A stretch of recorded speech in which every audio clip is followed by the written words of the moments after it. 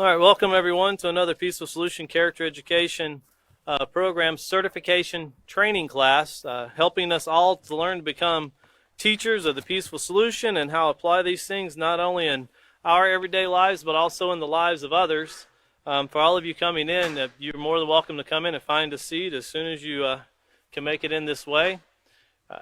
But once again, for those of you that are watching online, if you did not know before, I want to remind everyone that there is a link to a PDF download to where you can download the character unit, the book that we're going through at this time. It is the Junior High Series Character Unit.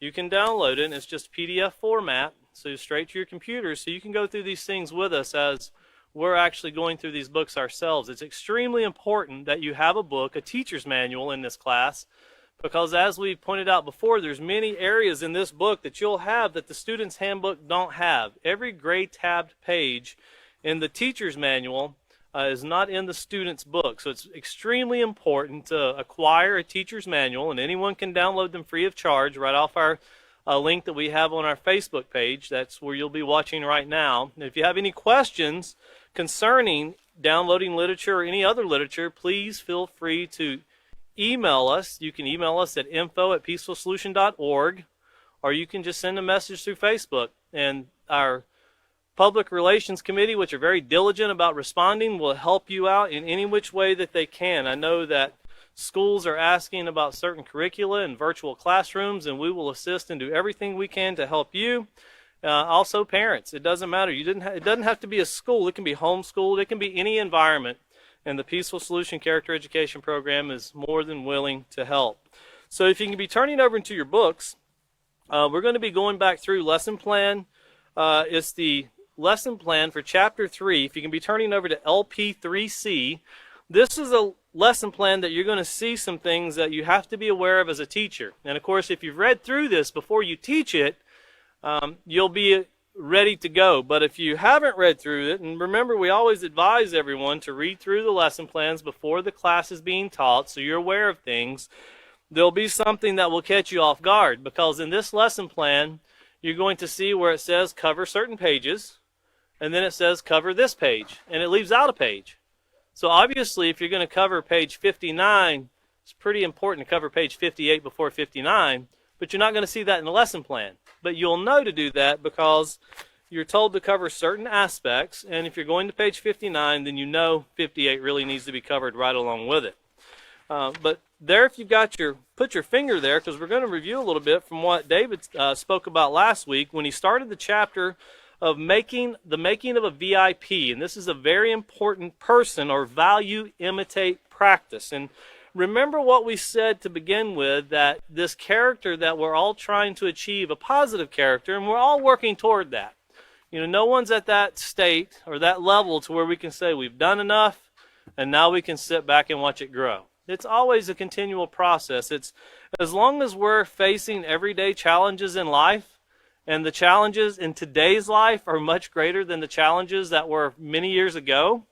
The adversity, the different medias which come at us at 100 miles an hour, all of these things can make it a challenge for adults. So think about children as they go through this, what it does in their ability to shape, mold, and guide, and how much more diligent teachers need to be in guarding, directing, and then allowing. And that's very important. Guarding, directing, and then allowing.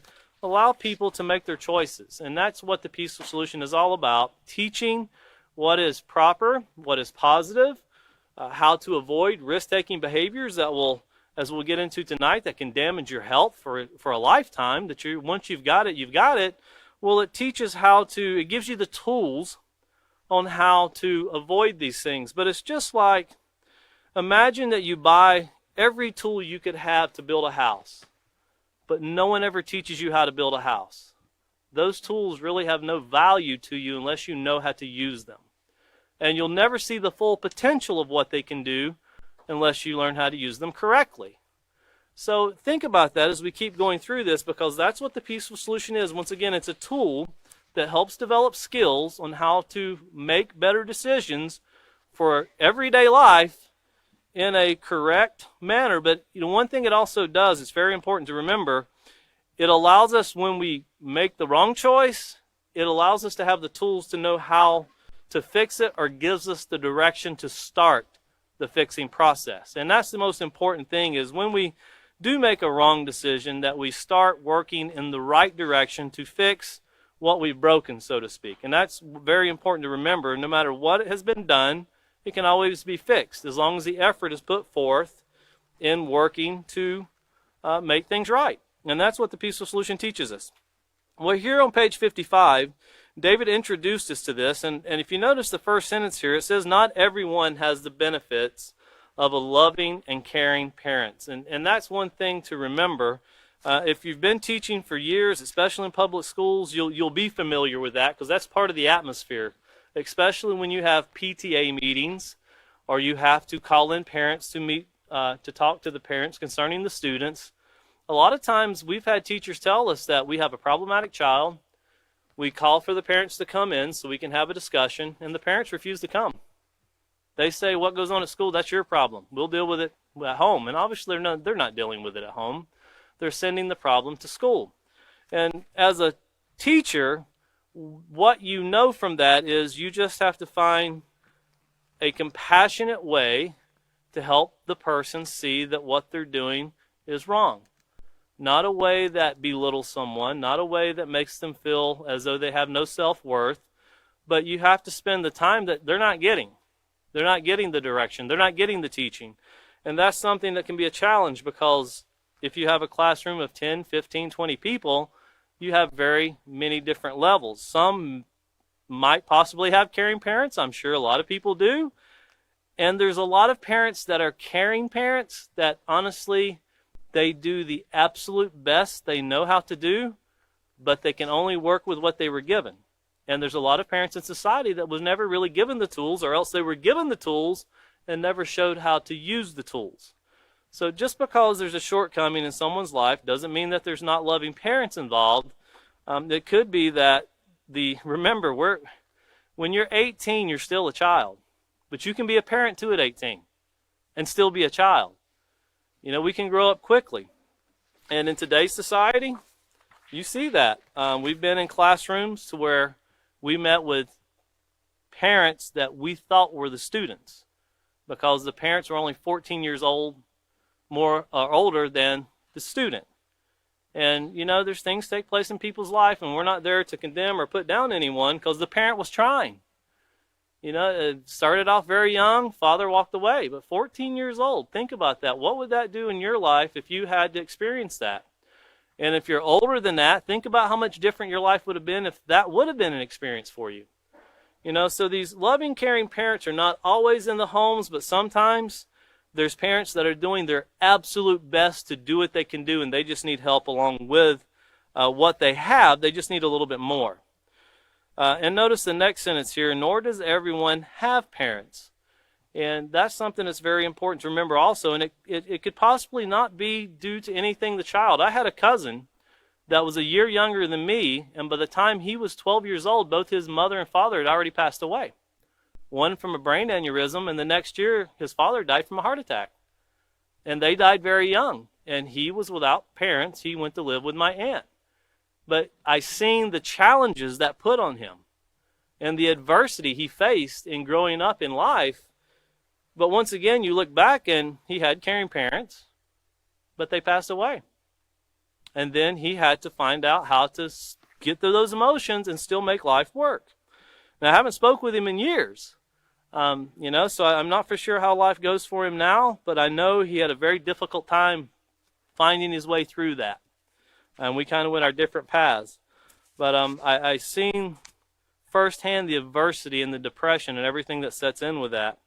Notice it says there are many orphans throughout the world due to sickness, disease, wars, and other acts of violence. Many have lost parents and family members. And this is, if you've ever watched television during the Christmas season, there's a lot of people asking for money and donations. Also, end of year, they're wanting people to donate money because businesses do at that time.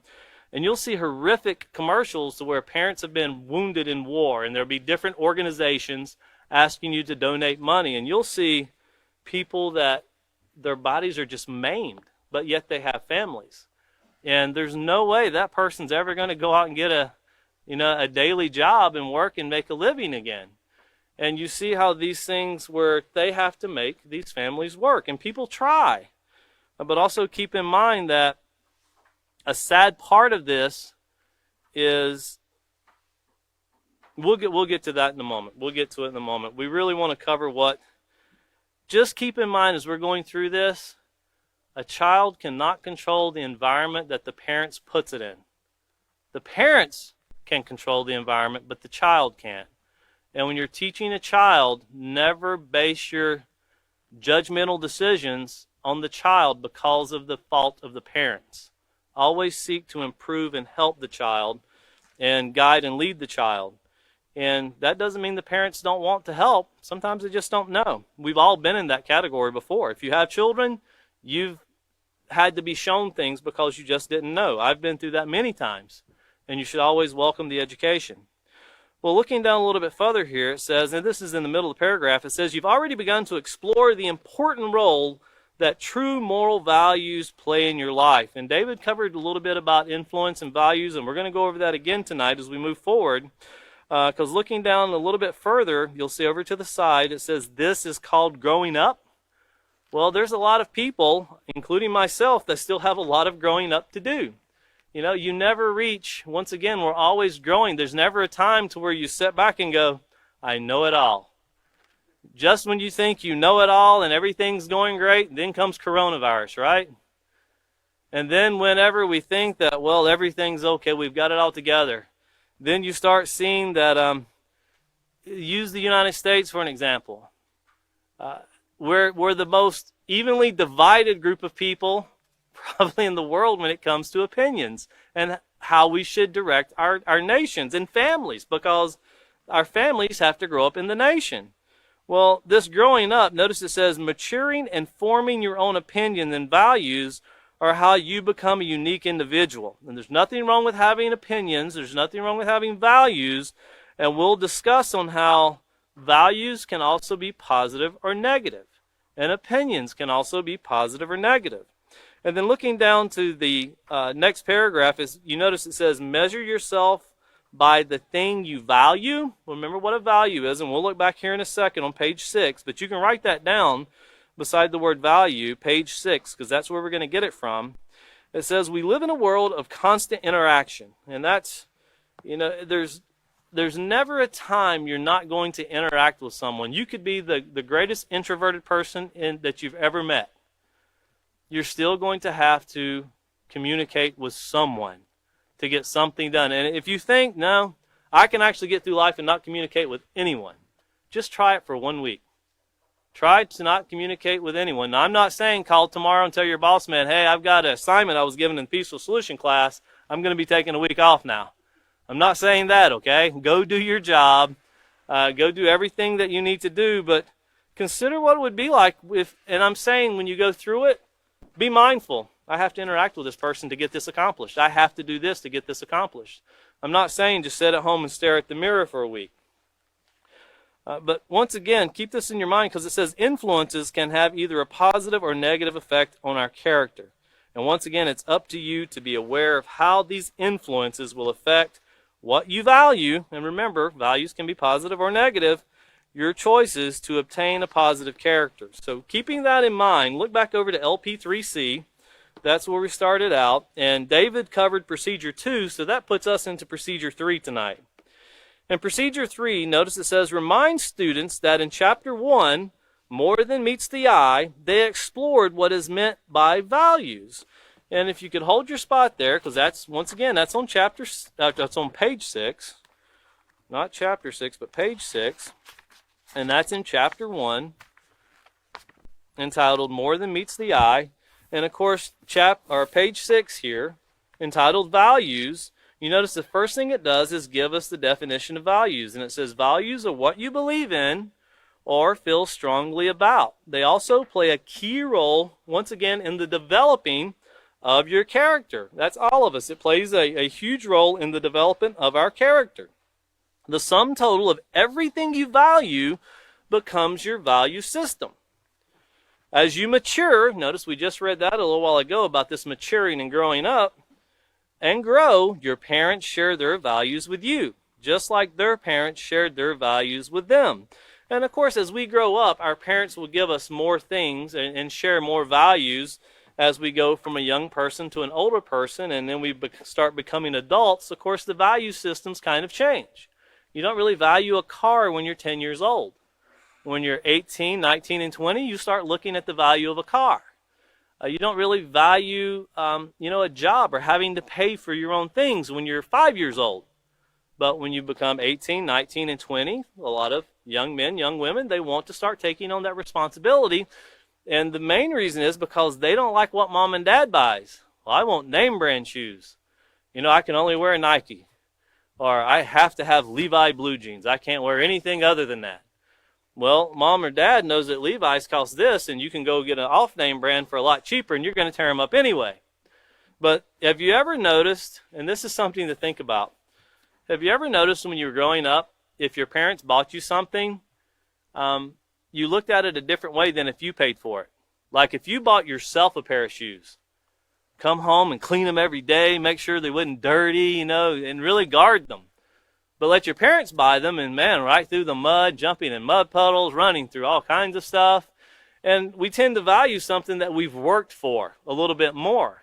Well, that's what the Peaceful Solution is trying to teach us to do, to value everything with that same concept, with that same ability or desire to look at all things as important, because someone had to work for anything that's purchased. But continuing here in page 6, it says that the things that they care and consider as important are for the most part the same thing that you care about, and that's because it's taught within the family. Of course, as you interact with people other than your parents, you will adopt other values as well. And it didn't say whether they were positive or negative. It just said you're going to adapt or adopt other values. Notice once again, family members, and underline that word family members, because we're going to use that tonight in a couple places.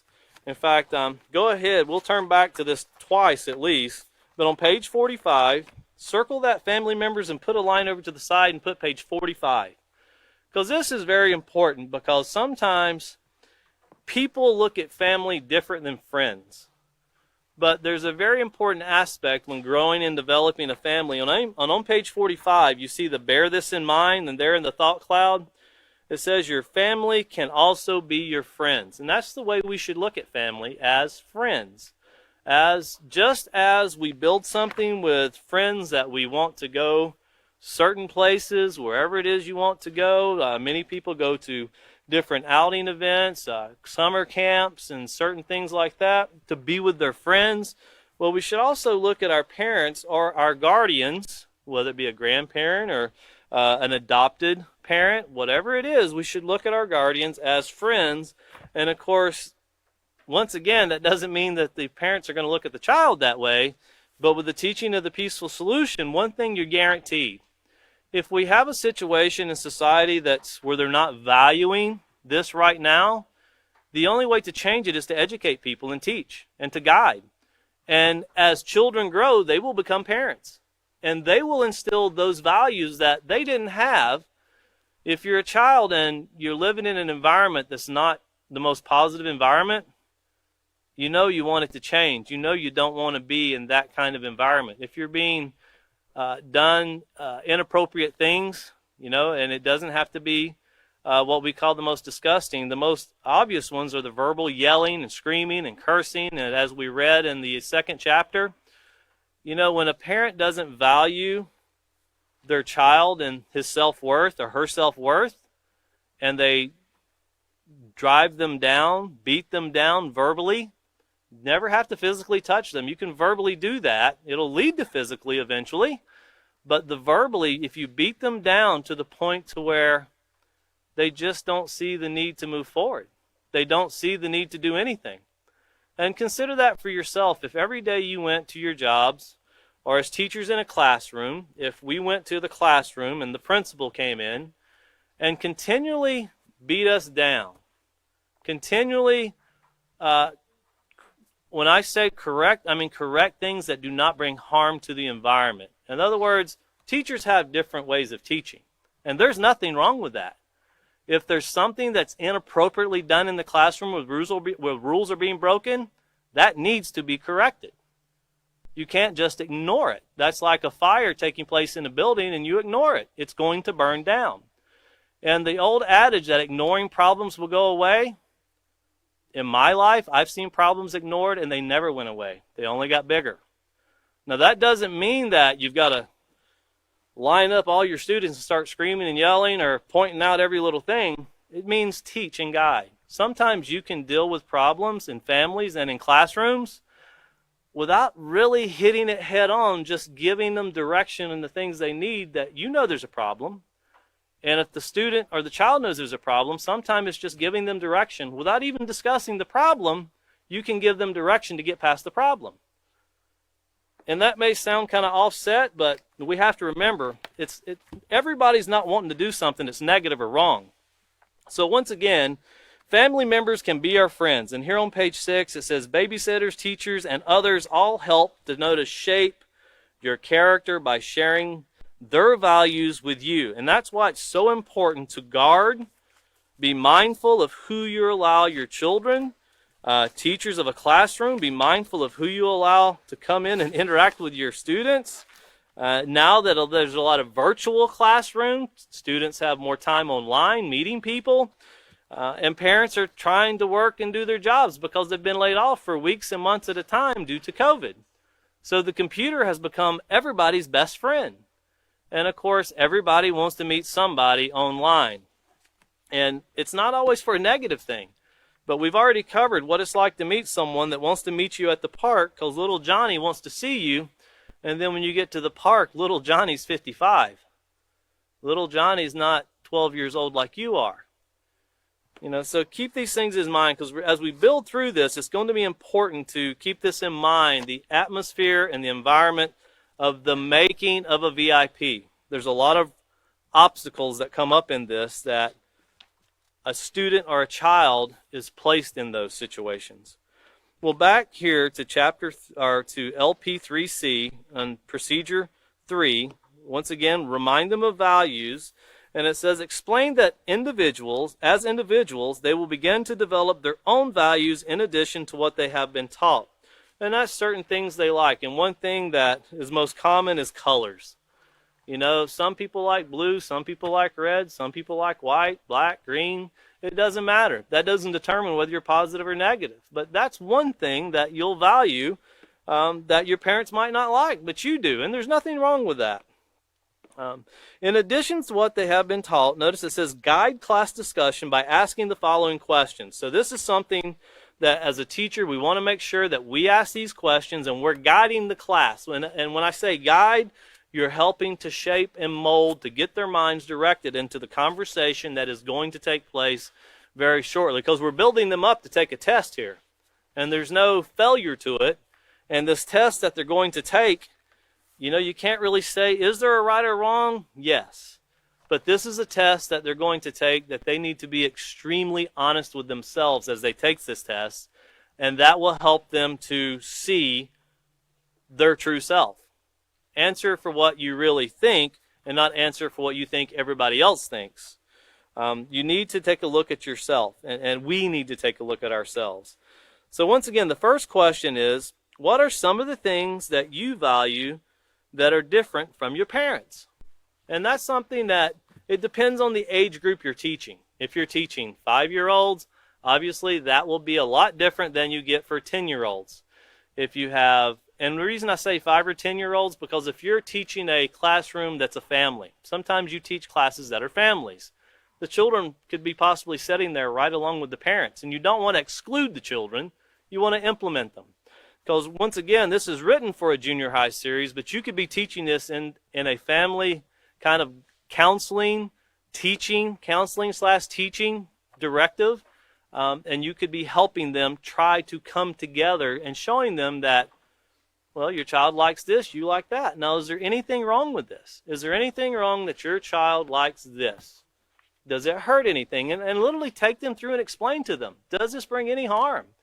Is it going to cause any danger to you, yourself, or the environment? Is it going to hurt your family in any which way, shape, or form? Because sometimes parents can be very harsh on the children, on their value system, but it doesn't make any sense to actually come down on them or to actually tell them, well, that's stupid to like that. You know, it's kind of like one of the most common things that I've seen, and it's kind of a joking thing in some areas. But some people take it very serious, is when a 15 or 16-year-old, you know, they'll come outside and, I can't believe you're driving a Dodge. I'd never drive a Dodge. Well, what have you driven? Nothing. Okay, well, you probably need to get some experience first, because people always ask me, which one do you like the best? Whichever one will do what I need. I don't really care what emblem's on the front of the truck, as long as it'll do what I need. I don't care. I'll give you this is the true aspect of values. I value a certain name brand truck, but I don't actually own that name brand truck. The ones that I own are not the ones that I really like. And I buy for what I need use of, not for what my eye thinks is prettier or the logo that's on the front of the truck. You know, and that's my value system, but that was instilled in me by my father. Buy what works and not what is the prettiest. Just buy what works. And also the cheapest. That's also very important. You know, if you can get something a little cheaper, buy that too. Well, you know, and you may have a child, you might have a child that likes something else. You know, you think about, when you think about growing up in sports, for example. I had one parent that really liked sports, another parent that could not stand sports. I grew up and I really liked sports. I participated in sports from the time I was in 4th grade to the time I left high school. That was the main theme for me going to school, was sports. That's what I really wanted to do. If I had it to do all over again, I would spend more time on education. But I didn't think about it that way when I was in school. I had 2 brothers that didn't care for sports. Totally could have lived without it, and they didn't really get involved in sports. But we were raised in the same family with the same value system. It's just I kind of went one way and they kind of went another. But we were all raised in the same household. There's nothing wrong if you don't like sports. You break less bones that way. My brothers didn't break bones, but I broke a lot of bones growing up playing sports. But once again, it could be also something when you're discussing, it could be like a value of a college education. I came from a family where both parents were kind of tradespeople. They learned how to do trades and they worked in factories. That's what I wanted to do. And when I had my opportunity, I wanted to go learn a trade, and I wanted to learn it from someone that knew how to do it. So I would go after work, and I would go to the man that was the chief designer for the furniture company I worked for, and I would be with him from 5 to 11 o'clock at night just learning how to do patterns and degrees and angles and learning how to do all of these things they would have taught me in college. I just didn't want to do it that way. If I could have someone teach me one-on-one, that's what I really wanted. And that's what I learned to do my trade from. Once again, 2 brothers, they have very different jobs that they do. I have one brother that loves animals. I love animals also, just not as much as he does. He likes working with them. I like eating them. Very different. Then I have another brother who also likes animals, and he likes, training animals and working with animals and getting them to do things, educating animals. I think that's very important, but to me, I don't think I could ever accomplish that. He has the patience to do so. But neither one of my parents ever done anything like that. Except my father was a dairy farmer when he was young and a furniture builder when he was old. My older brother is a dairy farmer and I'm a furniture builder. And my younger brother goes off, and I don't know where he got what he does, but he does it very well. But he didn't get it from the parents. But the one thing that we were taught, whatever you do, do it right, do it proper. Don't cut corners and don't cheat people. Do it well. Well, these are things that as you talk to your students, that you want to get information back from them and the difference between their parents and what they value and what they like. That's going to help guide this class discussion even more in the shaping and molding. And notice here on the second part of the procedure, it says, emphasize that even though they have begun to form their own values, that's what they deem important, developing positive moral character means respecting the values of others even when those values do not coincide with theirs. And we'll get much more into that when we get into the acceptance unit, because that's even going to get into, let's say you have a parent that is an alcoholic. Obviously, as a child, if you see the parent come home and they're intoxicated and they want to knock people around, they want to scream and yell and do very obscene things, obviously you look at that and think, I never want to be like that. I never want to do somebody that way.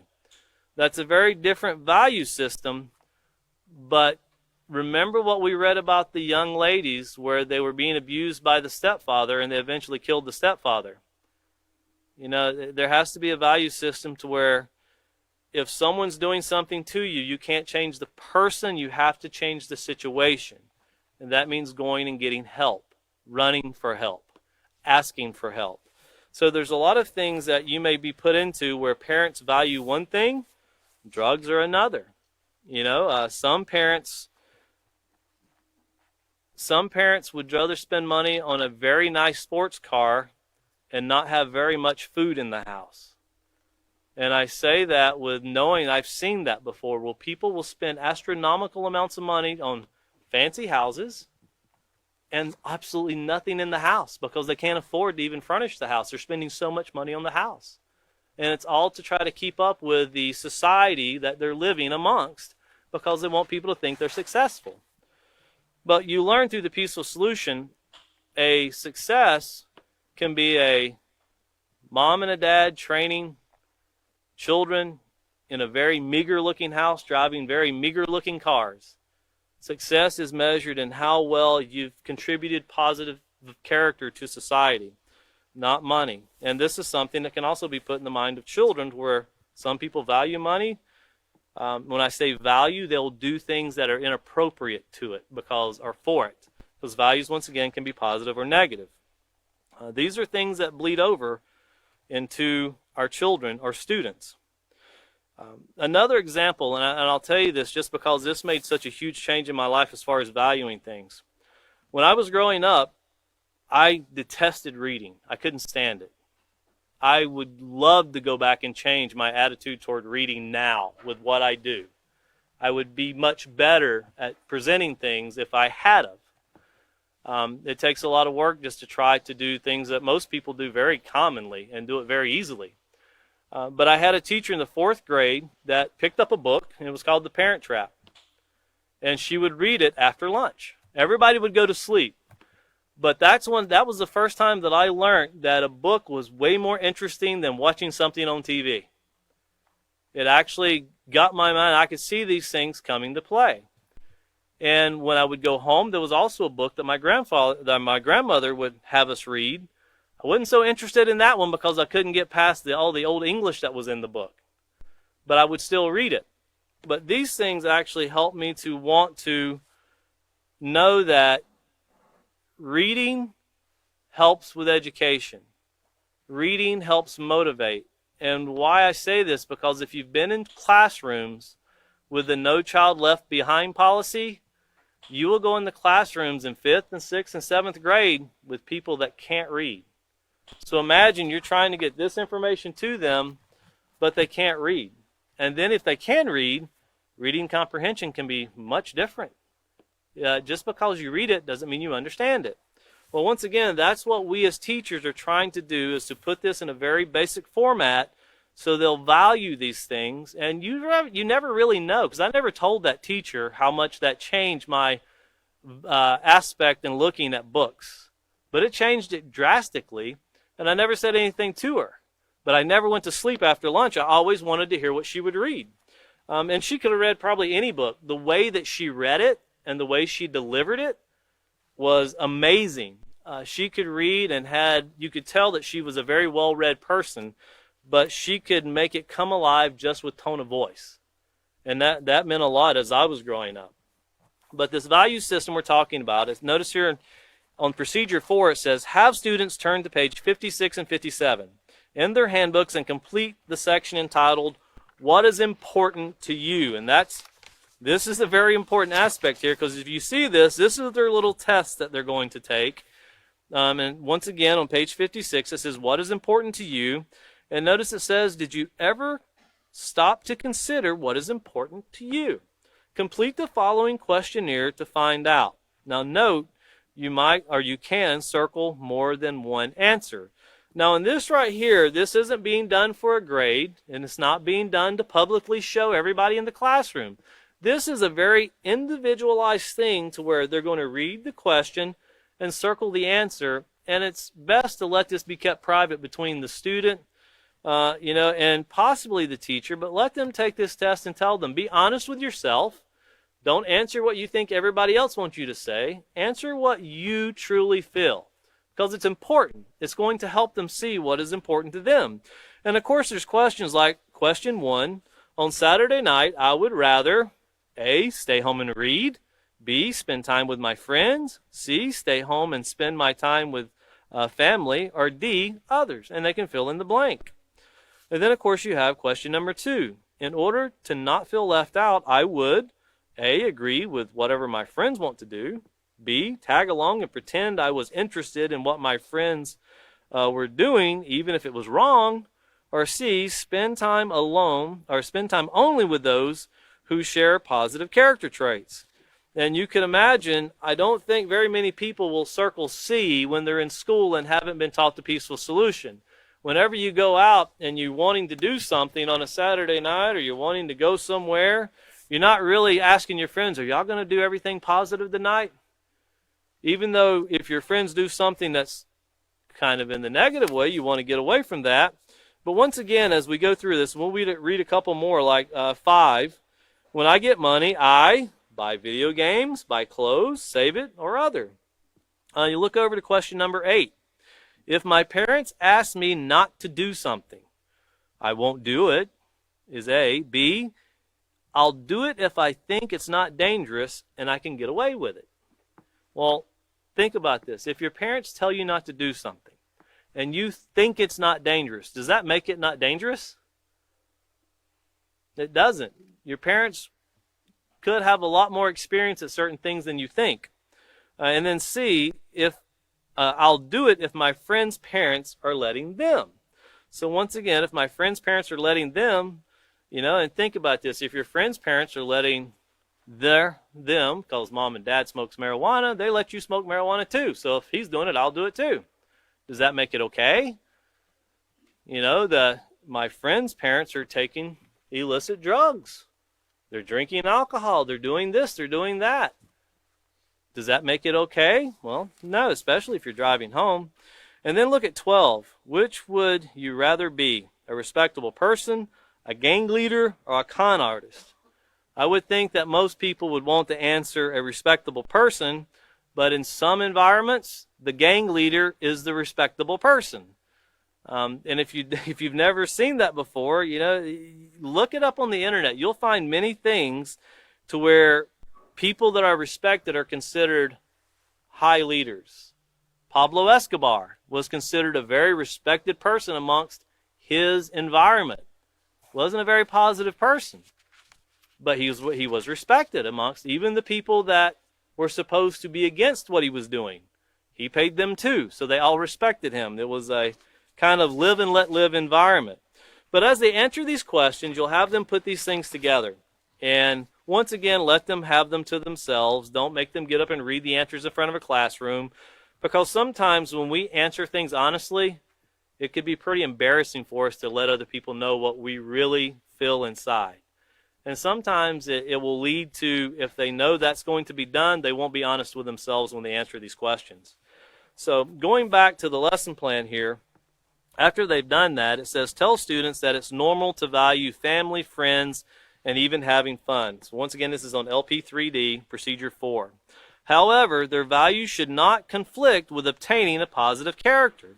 Now, this is where I was telling you about where there's a page missing in the procedure, but you'll have to cover it, because you notice here it says, have students read the article only 10 and 12 and charged with robbing a bank on page 59. Well, we just left off on page 57 with the test. So if you'll turn over to page 58, before we get into reading the article, this will go along with the test. This is part of it. And it actually starts off with, they call it a questionnaire.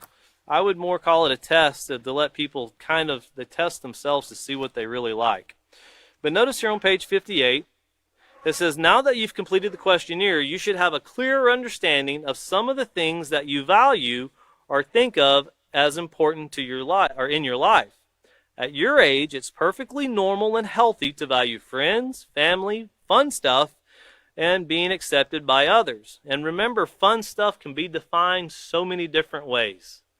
Fun stuff for some people, I seen something the other day someone sent me from overseas, and they were saying that people are really doing this, and it showed people in Dubai on extremely high rises, buildings being built, and they were running down beams as fast as they could run with no safeguards. They were jumping from one building to the next, and that was fun to them.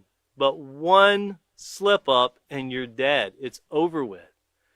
And I thought, I wonder how many people die from that. So I looked at it. There's a lot of people die from that every year. They literally go out and they're doing things that are extremely risk-taking, but they consider that fun. They consider that adventurous. I would consider that not being very educated. It seems like if you see someone fall and die, that would be enough. But it doesn't. They go out and they do it in honor of the person that died. They go out and they try to honor that person, which, you gotta wonder what's missing in that mindset to think that when you're doing something that could cost your life, how are you honoring someone by dying? You honor life by breeding and teaching positive character, by making things more beneficial, more joyful to people in their lives, to make life easier. So that fun can be, and it's nothing wrong with asking your students, define fun. What would you consider fun? I guarantee you'll get many, many, many different answers. Just go home and ask your children, what is fun? And keep it in different rooms. Have a child in this room, a child in that room, and go ask them, hey, because if you get them together, you're going to get conformity and peer pressure. But ask them separately, what do you consider to be fun? You'll get vastly different answers just in the same house. So notice it also says here, however, if your answers indicate that you would disobey authority, experiment with drugs, or cheat, then you need to stop and reevaluate the things that are important to you. And once again, consider how they got that way. So values, those are the things you deem to be important, like character, you need to underline this so you'll always have it, can be positive or negative. Just because you value something, just because we value something, does not mean it's positive. People can value many, many things that are very negative. And one of the greatest examples you can see right now, and I just use this just because it's in the news every day, is you have Republicans value one thing, Democrats value another. And that value system doesn't really cover all society. It's very evenly divided. And there's some people that, I don't really want to get into any of that. I would rather not be part of any of those things because I don't value the way they behave. I don't value the way they conduct themselves. You have many people that are like that. But these values, just because someone values something doesn't mean that it's okay. It doesn't mean that it's the most beneficial way to do something. But notice it says either way, they help to give your life direction and play a key role in the choices you make. And that's very important because the choices we make, we have to live with. Now, carefully consider what you value and decide if your values are positive or negative. And here's the way you do that, by asking yourself these questions. Question number 1, and this is about your values. Can this cause harm to others or myself? If you value something that can cause harm to others or yourself, then you know that's a value that needs to be rethought, needs to be reevaluated. It never hurts if you can't figure out the better way of doing it. Go to a guidance counselor, go to a teacher, go to someone you can trust, and talk to them about it. Number 2, does it go against what I know is right and healthy? I know, that means I've been taught. I know what the right and proper way to do something is. Does it go against that? Well, if it does, that's something that needs to be reevaluated once again. Number 3, can this have a negative impact on my future? So this is not the here and now. This is not the I want to do it because it's fun now. What will this do later on in my life? How will this affect me or even my ability to raise or possibly not even be able to have children? How will this affect that? And then number 4, will this help me to build a positive character? Because once again, remember, we're always building. It's shaping, molding, creating. This positive character in our life has to be built. We're not born with it. We have to build it and nurture it, and we have to maintain it. Well, continuing on here, it says negative values will keep you from developing a positive moral character. Hold your place right there and turn over to page 13, because these are things we've went over, but we want to reinstill them in the mind. On page 13, the bottom, it's underneath that boiling pot you see there that's boiling over. It says, having morals is an important way to define your character.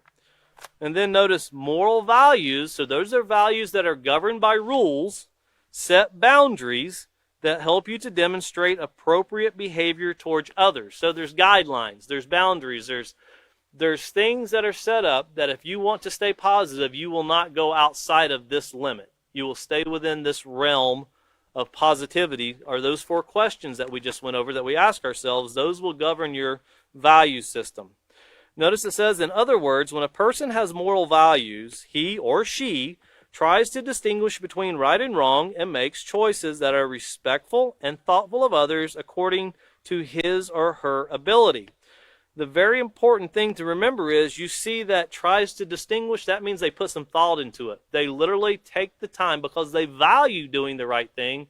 They truly consider, how will this affect others? How will this affect myself? How is this going to affect the environment that I'm in?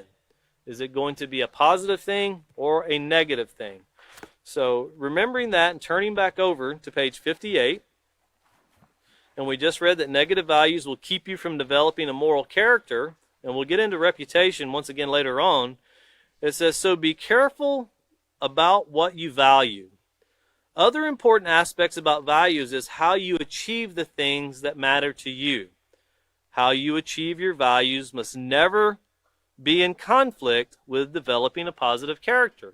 And remember, as William brought, that a conflict is usually defined as a disagreement between 2 or more people. But you can be a conflict with yourself.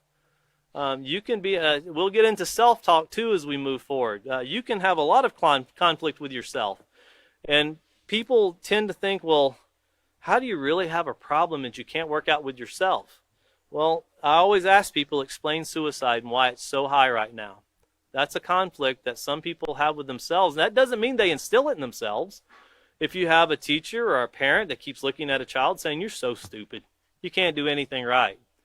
Well, the conflict in your mind starts going to, well, I can't do anything right. I'm just a burden on people. Especially when you hear, and when you teach classes, you might think that this isn't said very much, but you'll find out there's a lot of children that hear the words, it would have been better to have had an abortion. You'll be amazed at how many children, their parents tell them that, and they never forget it. When you ask them, well, how's your relationship? You'll hear that. And first time I heard it, I was kind of shocked. And then I learned this is a pretty common thing. It's not a isolated incident here. There's a lot of parents that, through the frustration of everyday life, they'll tell their children that. And the answer isn't that you'd be better if you were never born. That's not true. It'd be better if someone was taught how to deal with the situations they're in a better way, in a more appropriate way. That's really the answer. But it's hard to tell someone that when you don't know what's going on in their lives. And a lot of times people are searching for these things, but they don't really want to open up and tell why. Sometimes they do. Many times they do. Peaceful Solution brings it out in people. Continuing on, though, it says, for example, here talking about this conflict. For example, it's okay to value friends, but do you value your friends so much that you would do anything, even something dangerous, to maintain your friendship? Start testing your class at this time. Do you guys remember? Do you remember anything that we've covered about how friends can get friends to do something negative? And one of the places you'll find, if you turn back to page 19, these are things in the book we're wanting to just get familiarity with them using the book and having them use the book to teach us. And if you remember the uneducated, it was making a decision without getting all the facts. And remember what the example was? For example, your friend offers you some glue to sniff. You ask, won't that mess with my head? Your friend replies, nah, it's safe. Just makes you high. Without any further investigation, you agree. Now, one thing that I would advise every young person if you're dealing with someone that's sniffing glue, it's not best to ask them their opinion on whether it's dangerous or not. They're already sniffing glue, okay? There's already the effects of what they're doing. And I'm not just talking about glue. If someone's doing drugs, if someone's abusing alcohol, if someone's taking a risk-taking behavior and they're already doing it, that's not a smart person to ask, you sure this won't hurt? Not hurting me. Well, you don't always see the readily effects. Think about what you see in football. That's very popular right now, where these football stars, the actual stars, the top ones, when they die and they do the autopsy and they look at their brains and they see how damaged their brains were from so much destruction, such impact that was put into the brain from just playing sports. And they committed a lot of horrible acts, some of them murders, some of them shooting themselves, some of them just couldn't cope with life. Not all of them went that way, but they're finding they suffered a lot. But ask them, is this dangerous? Well, they didn't at one time say it wasn't, and the ones that are making money don't, it's okay. It's fine. But I noticed that I seen an article the other day with even football players are not allowing their children to play football because they see what it does to the body. So once again, you have that where friends will coerce you to do something and change or manipulate your value system. Continuing on here, it says, back on page 58, because there's a lot of references we're going to make here on what we've already went over. It says, do you value material possessions so much that you would do anything to get more, even if it's something dishonest? And continuing on, it says, do you value your opinion and being right to the point to where you physically hurt someone to prove that you're right? Imagine that you actually would go above and beyond to hurt someone to prove that you're right. Well, with this positive conformity and these things that we've talked about, you want to ask, this is the direction that your friends might be going. Is this the direction you have to go? And see how many can look at you and say, no, I'd rather take the road less traveled. Go back to page 2, because that's where we started out. Because remember, we said it might not be the most popular road, most popular path. It might not be the way everybody's going, but it sure is the better way in the end. And notice on page 2, it says, here's what it boils down to. You don't have to go this route. And that's referring back to page 1 with the bad scenes. It was the STDs, of course, the teenage pregnancies, so forth. It says you don't have to go this route. Now, it may not be the most popular road or the road that your friends are taking, but here's another fact. Life is about making choices.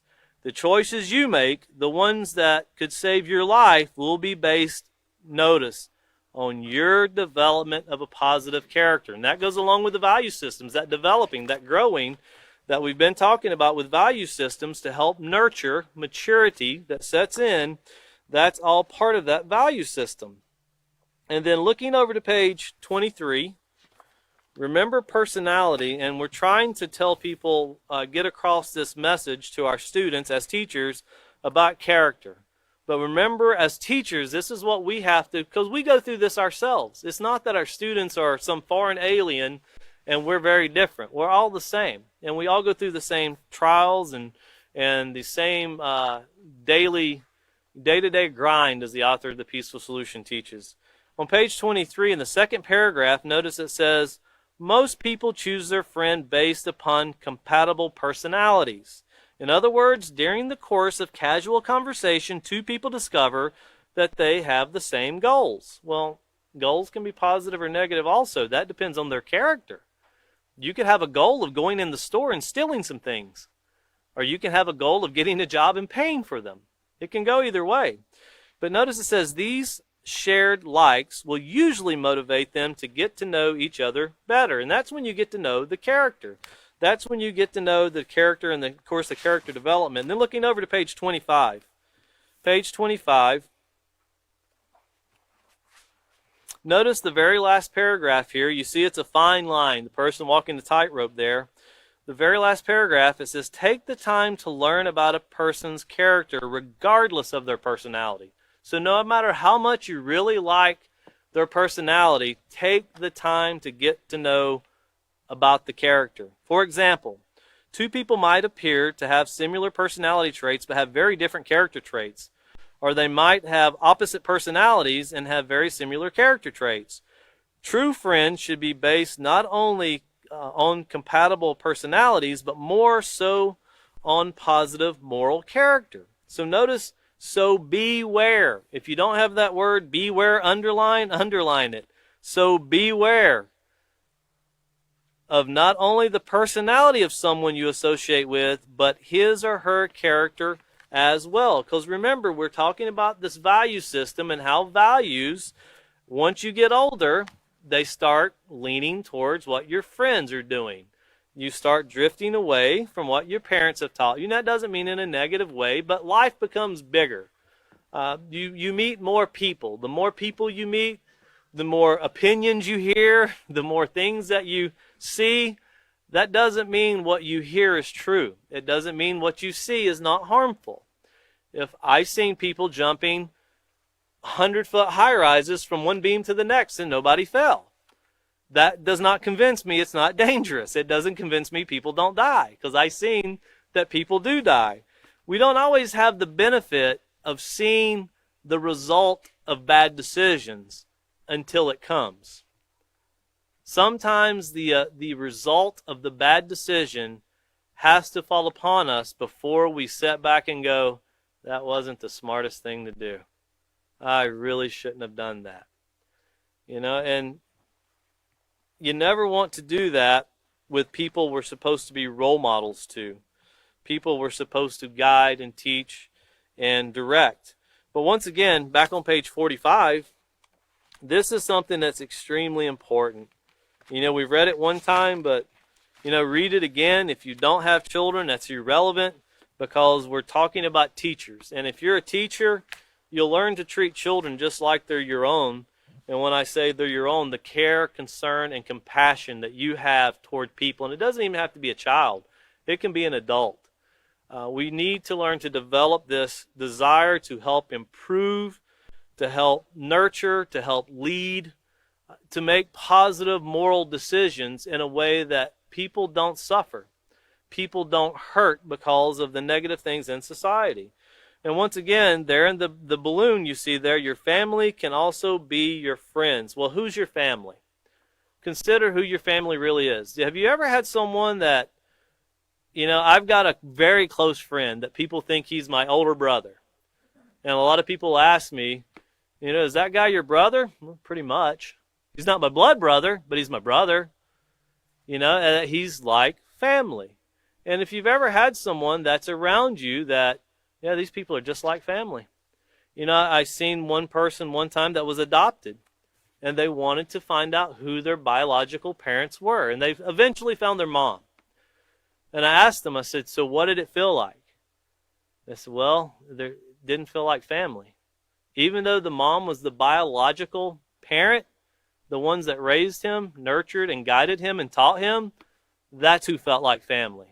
Because that's what a family environment is supposed to be. To nurture, to teach, to guide, to build in a positive way.